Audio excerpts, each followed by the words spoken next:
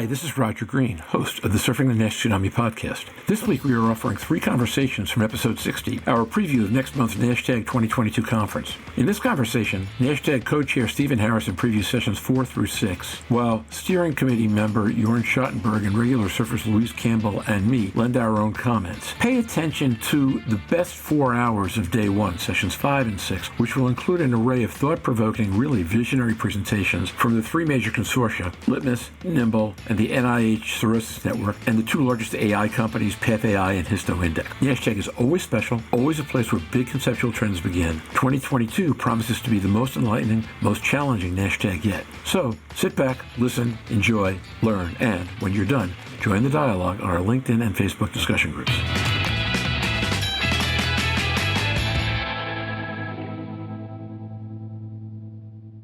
Stephen Harrison. Well, thank you for your comments, Louise and Jorn there. Then we jump straight into this interactive dialogue on NASH topics, and I intentionally call it that because there's a 4-hour break in actual lecture content, but it's anything but a break. I mean, some people use it to go explore the mountain. Others use it to network and to meet with colleagues that they haven't seen in quite some time, or to talk about nuances of NASH, where the field's headed, what their ideas are, how they can link those to other ideas and actually put them in practical use, or even begin to look at exploring various combinations of different therapies. So it really is one of the highlights of the meeting is this 4-hour period where we just take a step back, take a deep breath, and really just get to know our colleagues and have some interactive discussions. What is new this year is we actually have a CME lunch symposium. So from 12:30 to 1:45, we're actually going to have a lecture or a discussion entitled Pearls and Pitfalls, Updates on Emerging Therapies in NASH. And the faculty for this are Michael Charlton and Rohit Lumba, and it is supported by an educational grant from Novo Nordisk and Merck. So collectively, this is a little bit like what you would get at, say, AASLD or EASL, where you would have a satellite symposium. That's what we're doing, or at least the intent of what this meeting is, for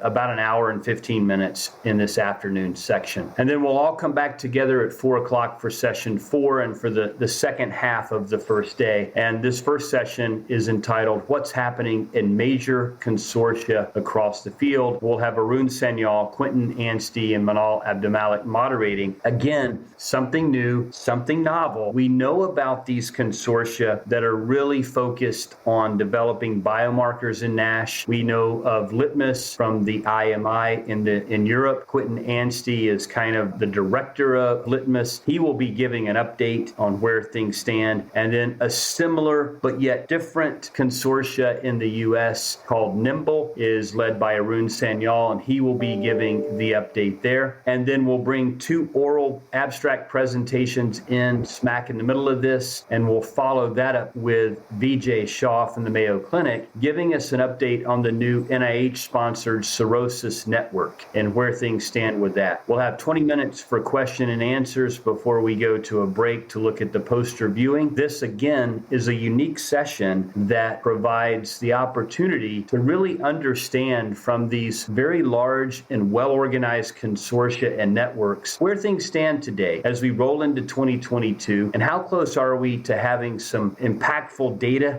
generated from these networks and consortia. And then we'll open it up for discussion to see what else they might have up their sleeve that we can expect coming out of these large organizations as we move through 2022 and into 2023. Stephen, just a naive question to start. The oral presentations, when will it be announced what those are? And has that been determined yet, or how's that going? How does that happen? Right now, we have selected 5, but we may wind up with a few more than that because there are just so many awesome abstracts that we want to present orally. It's just trying to squeeze them into the meeting in little nooks and crannies where we can. So far, we have 5, and the authors of those abstracts have been notified. There are a couple where we've got a little limbo action going on because we don't know if there'll be posters or orals. It's still yet to be determined, but hopefully within the next day or two, we'll have that ironed out. Jörn Schattenberg. And the other thing is, Stephen, this is really a great platform for those amazing research networks that have been formed on non-invasive biomarkers, as you pointed out, LITMUS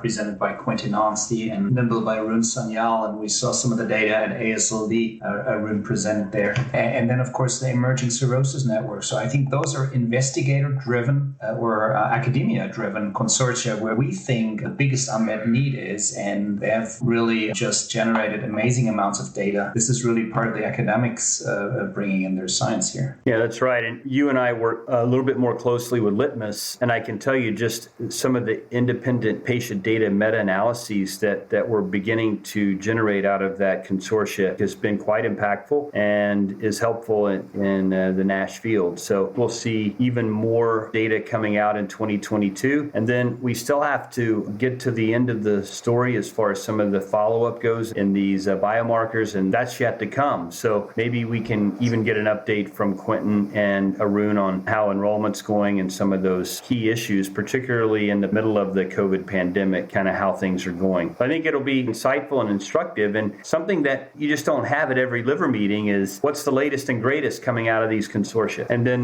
maybe I'll just go to session 5, which wraps up the first day. This is a discussion on artificial intelligence platforms in NASH trials. And as we know, if we just think back to last year and where we were with AI digital pathology and the huge leaps and strides that have been made just in the past 365 days, it is mind-boggling. And so we have carved out a special session here where Naeem Alkhouri and Ken Kuzi are going to moderate. We're going to hear from Mazen Nureddin on new data on PathAI and their platform. And then Naeem Alkhouri is going to talk about new data from Histoindex. And then Arun Sanyal is going to give a talk on what's next in AI digital pathology platforms in NASH trials. What does the future look like? And then we've carved out a special 15-minute panel discussion where we're going to bring in some of the AI digital pathology key folks. So we'll have Katie Wack, who's the Vice President of Clinical and Regulatory Affairs from PathAI, and Gideon Ho, the Co-founder and Chief Commercial Officer for Histoindex. There on the panel, myself and Quentin will also be there. And then we also have a special guest in the form of Dave Kleiner, a pathologist from the NIH, who will be a part of this discussion. We'll have hepatologists, we'll have pathologists, and we'll have AI digital pathology commercial and regulatory folks here having a discussion about what's next? Where are we at today? And how can we continue to incorporate this data into what we're doing in NASH drug development? I just want to say I love this session and session 4 coming right before it. I like the idea of having 4 hours to think through what are we learning in general that's going to make us smarter about what we're finding in studies, right? If AI is about how we get smarter in terms of what we're learning in biopsy, and the consortia are about how to make smarter and more intelligent use of what's not a biopsy, I just feel that we will understand a lot more about how people are going to be looking at things in the year ahead by sitting through this session, and I'm amazingly excited about it. And you know, there are a lot of contributors. When you step back and look at the amount of data that's pouring into LITMUS and NIMBLE and the amount of brain power that's dedicated to mining it, it really is mind-boggling. Again, Jörn and I are humbled by what we see coming out of LITMUS and the amount of energy that's put into that. And I'm sure the same holds true for NIMBLE and the work Arun and others are doing with that consortium. So the Cirrhosis Network is just getting underway, but it's going to be exciting to hear exactly what's in store there. And again, another area where we are seeing a lot of movement in drug development in the cirrhotic, particularly the well-compensated cirrhotics, and also in biomarker development. And I've said this for a while in the podcast, biomarkers have a much easier path towards recognition and approval through the cirrhotic platform than they do through the non-cirrhotic platform. And it may be the easiest way to allow for broad-based application of an NIT. If we can show it quicker in the cirrhotic population and then take those lessons learned to the non-cirrhotic populations. What I'm hoping to get out of that is kind of where are we at with that, and what are some of the challenges that we still need to kind of work our way through to get us to the end game that we want. Now, the other thing that came up to me is nice to see a number of solutions for PathAI and histopathology presented next to each other, because they could be complementary, or they could have certain strengths and weaknesses. This is a very fine way to discuss this with Arun wrapping it up and giving an outlook and 2 platforms platforms back to back. Yeah, I completely agree. And then remember, we also are very hopeful to have FDA representative from the biomarker qualification program as part of this conference as well. And we'll get to that towards the end of the agenda, but hopefully having that person be able to be a part of this discussion as well would be fruitful. Well, let me jump into Saturday. So day 2, I mean, how do you top day 1, right? So day 2 starts off bright and early. We get everybody up at the crack of dawn in Utah. So session 6 actually kicks off at 7:30 after a hearty breakfast at 6:30 in the morning. The title of this is What's New Out There and How to Interpret What It All Means. And Vlad Ratsiu, myself, and Brent Tetri will moderate. We're going to hear a lecture from Maru Ranella on an update from the AASLD NASH Task Force. And I think that is really going to be an insightful lecture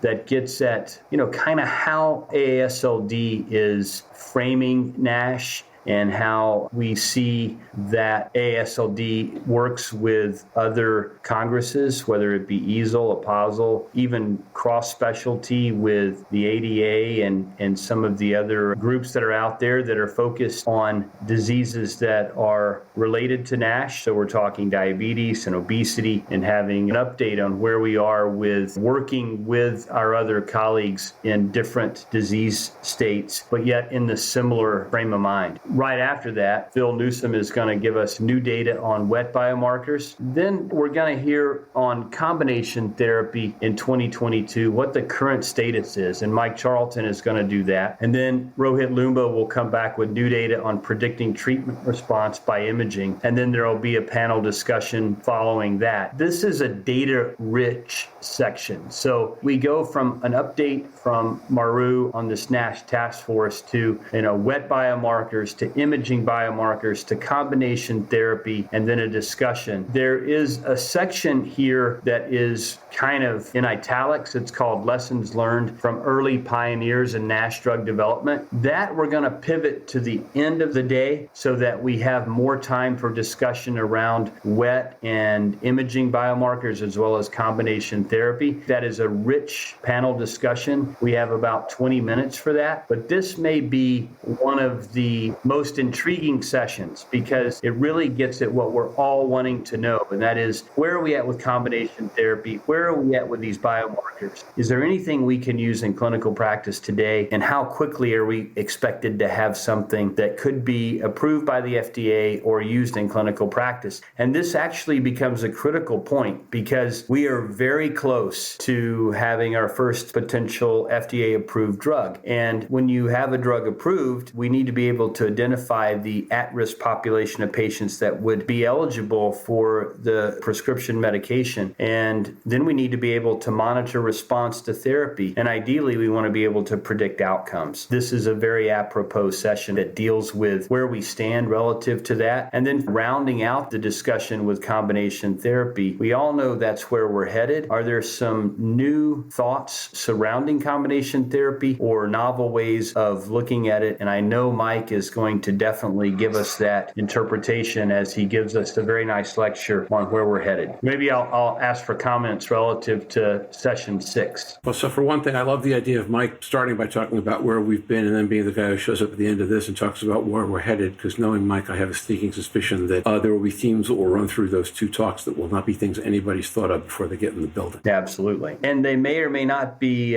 thoughts that are not only appreciated, but they may or may not be thoughts that people might have a visceral response to. That is one of the beauties of NASH-TAG. You take the gloves off and we have a raw discussion around what works and what doesn't work and why we should be putting things together and why we shouldn't. Mike does an amazing job at balancing that very, very well. Louise Campbell. I think it excites me because I enjoy looking at the treatment responses by imaging. I think that's where obviously we're headed. We're trying to get beyond the biopsy as much as possible. I think obviously the wet biomarkers looks like it's going to be a great session. The problem for that with me is we've got to get the football through the door to get the wet biomarkers taken, and the majority of people remain outside of mainstream healthcare. The imaging session again adds to, can we pick these people up who should be then going for wet biomarkers? So it becomes that circular argument of picking people up through imaging that we can say are higher risks and then putting them through the wet biomarkers to stratify and look for combination therapies. So it looks like a very good session to me. And now, back to Roger. We hope you've enjoyed this recording. If you have any questions or comments about the content of this conversation or the entire episode, please send an email to questions@surfingnash.com. We will be back next Wednesday, December 15th, with our last episode of the year, in which we review the Splendor study on bariatric surgery and impact of related weight loss on the liver. If you want to join the live audience Monday, December 13th at 3:15 p.m. Eastern U.S. time, email SurfLive, that's SURFLIVE, surflive@surfingnash.com with a request. We will send back a link to serve as your admission ticket, or simply look for our invitation post this coming Friday and respond to that. I hope you join us then. Till then, stay safe, see you on the podcast, and learn next week about our last 2 year-end episodes, which were a big hit last year and will be again. Bye-bye now.